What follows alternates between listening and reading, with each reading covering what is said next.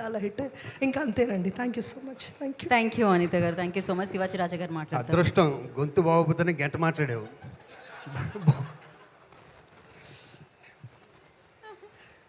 సంతోషంతో కడుపు నిండిపోతుందంటారే అలాంటి క్షణం ఇది. అఖిల్, నువ్వు తెలుగు ఇండస్ట్రీ గర్వపడేంత హీరో అవుతావు. నా బంగారు తల్లి అంత అందంగా ఉన్నాయంటుంది అసలు.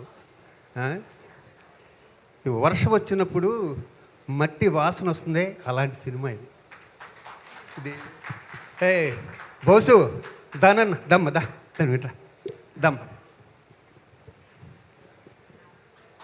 నాకు యు ఆర్ మై హీరో.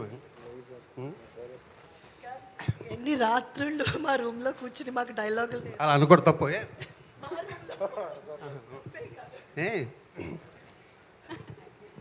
వేణుగుడులు గారు, మీరు ఒక వజ్రాన్ని తెలుగు ఇండస్ట్రీకి పరిచయం చేశారు సార్.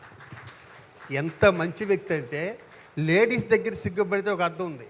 నాకు సీన్ చేయడానికి వస్తాను కూడా సిగ్గుపడుతుంటాడు. నన్ను ఎప్పుడు మీరంటే చాలా ఇష్టం సార్, మీరు నా నాన్నగారు సార్ అంటూనే ఉంటాడు ఎప్పుడు. ఈ సినిమా గురించి నేను ఏమేమి చెప్పాను అన్నీ నిజమే. ఇతను తెలుగు ఇండస్ట్రీ నేల్తాడు విలను వెంకన్న అని ఫస్ట్ చెప్పా ఫస్ట్ రోజు షూటింగ్లో. ఈ సినిమాలో అఖిల్ హీరో అవ్వచ్చేమో కానీ వెనకాల చాలామంది హీరోలు ఉన్నారు. బన్నీవాసు గారు, నితిన్ గారు, సాయి గారు,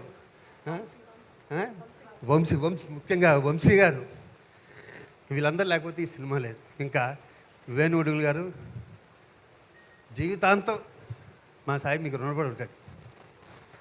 ఎందుకంటే దీని వెనకాల మీరు ఎంత కష్టపడ్డారో మా అందరికీ తెలుసు సార్. వేణుగారు, ఉడి గారు, అలాగే చాలామంది హీరోలు అదృష్టవంతులు బాబీ డైరెక్షన్ సైడ్ వెళ్ళడం వల్ల.